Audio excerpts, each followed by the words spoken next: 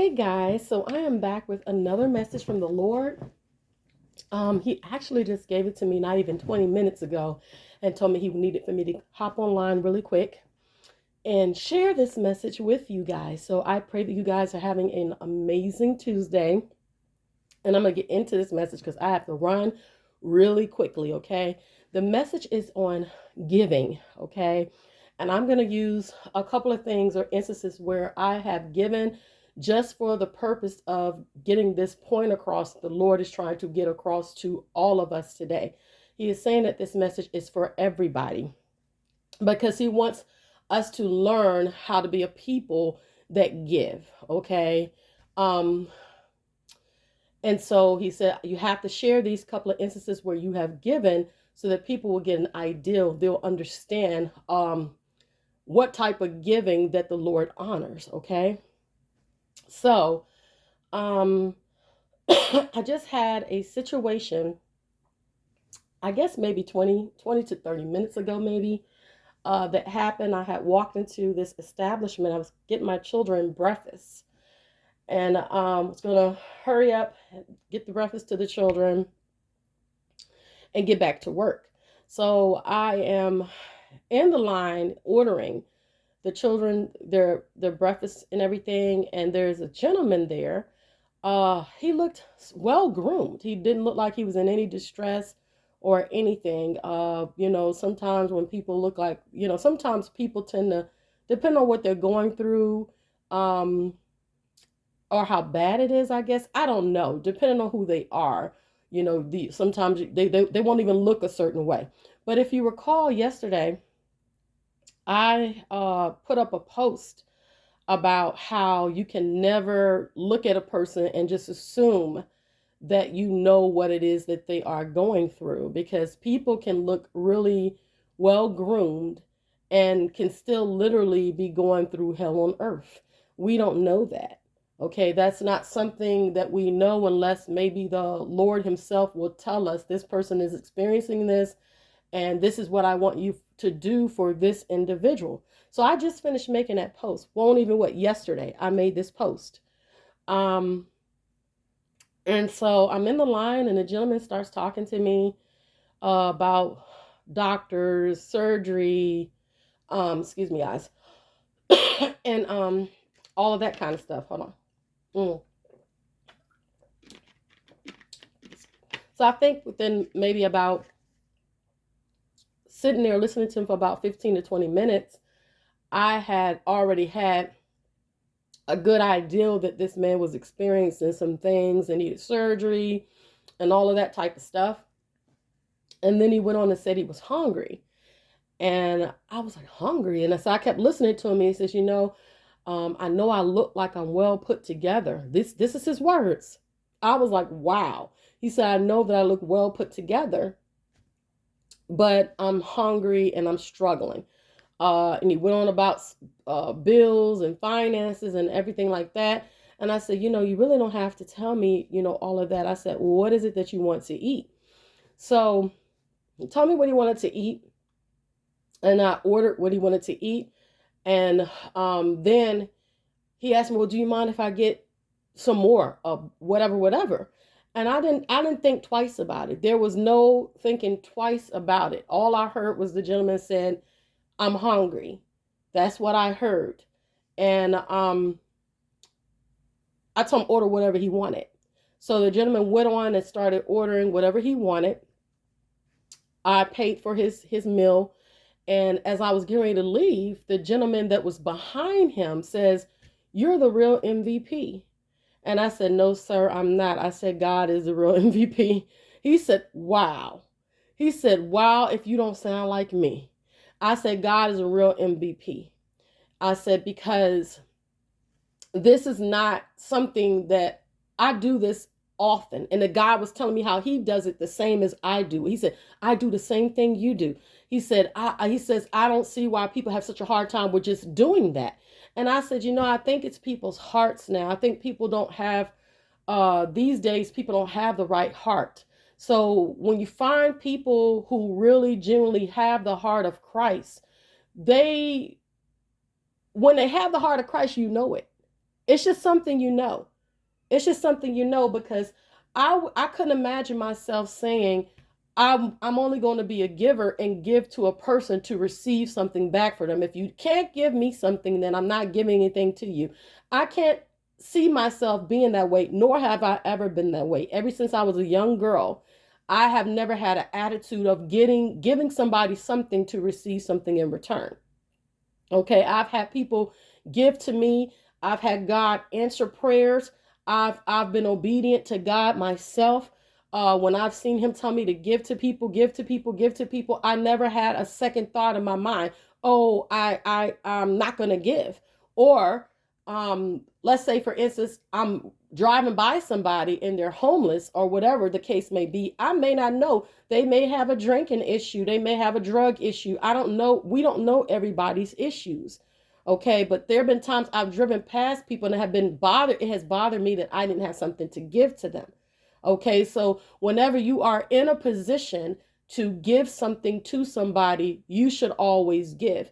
The type of giving that God honors is the giving that comes from the heart. The type of giving that God honors is the giving when He tells you to do something for somebody and you follow His instructions. You don't follow your flesh.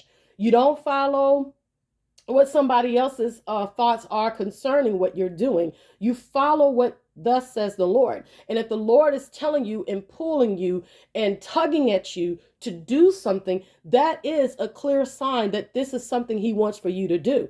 The problem with so many people is they're looking to only give to receive back. And God says, I don't honor that. If you're looking to receive something back, I don't honor that. He does not honor that. Okay, because God has already have it. He has it in His mind that His children, He will take care of you. He will meet every last single one of your needs. There is nothing that you have to cry about or get up in arms about when you're walking with God, when you're living a life pleasing to our Father.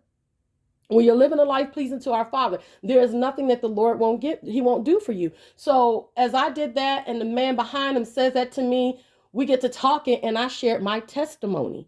As I share my testimony, everybody inside of the establishment, they all was like, wow. They were shocked. They were just, people could barely do their jobs because they were listening. I was giving a testimony in front of maybe 10 people all at once. And people barely could cook because they were like, wow. And I'm going to tell you, and that's how God moves. So by me demonstrating, doing a deed for the Lord to bless one of His children, again, I didn't know the man's situation. I didn't know his life story. I didn't know anything. All I know was that he said he was hungry. That's all I know. Okay. By me doing that, the gentleman behind me said, wow, I can't believe that. I do the same thing. He says, you the real MVP. And then I go on to say, no, God is a real MVP, which starts this conversation. It starts this ball to rolling. And we get to talking about my testimony about when my car was on a flat tire, how wild it was, what happened that day. We got to just talking about it. Nobody could serve. Nobody was eating. People were stopped eating and listening. So by me doing that, it was, God opened up a moment up for me to give a testimony. It planted a seed in other people for other people to also become a doorway for a person to bless another human being with the right intentions. With the right intentions. Again, God is saying with the right intentions. Okay. You got some people out here, they just ain't right. I can't even stress it enough. They just not right. They're just not right. They turn my stomach. The way that they think, the way that they are, the way that they hate on the things that God is doing, it turns my stomach. I can't get with it. I would never bring myself together with people who have a money hungry type of a personality, or a personality that says, because you're doing right, I will not bless you. Who does that? Who does that? But if you're doing evil, you can get blessed. That's of the devil. That's of the devil. And God says He will bless His people. God will bless His people. Okay. So you have to trust God to bless you, because what other people who are wicked and evil refuse to do, or some people who are just stingy and hateful and whatever they got going on, they not right. Well, they're not right. That's all I got to say. You got to just give them people to God. Let them people do what they're going to do, because whatever is coming to them is coming to them. And you have to focus on what it is the Lord has told you to do. You are out.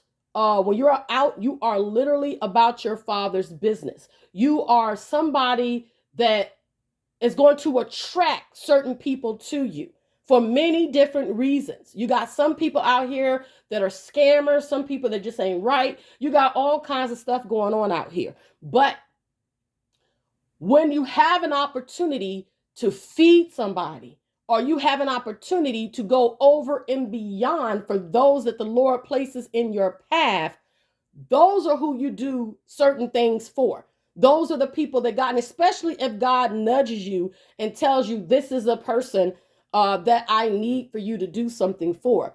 Obedience is key. Woo! I don't know where that came from. The Holy Spirit just said obedience is key. Obedience is key. Obedience is key. And this is how it goes. You go and you bless somebody with the right spirit and then the right heart posture, and then it comes right back around to you, and God in return blesses you in some kind of way. You may not always see it. It may not come through who you think it's going to come through, but those blessings will come because of your obedience and because you are in right standing with God and because of your relationship with God. You're not out here try to do stuff that, just ain't proper. You're not out here trying to hurt people. You're not out here just doing whatever. You're being a light in a dark world. You're being a vessel, somebody that God can use. Okay, you're a living and breathing Bible for some people. Okay, by your actions and by what you do. And oftentimes, people go out here and they do everything to be seen, but those things don't get blessed. Doing things to be seen don't get blessed. Now, if you happen to be in a situation where you are demonstrating something like the way that I'm doing it right now because of the Lord's request for me to do so, then that's one thing. But if you're a person that always has to be seen doing this, I'm talking about a person that always has to be seen doing it, then that doesn't get you blessed.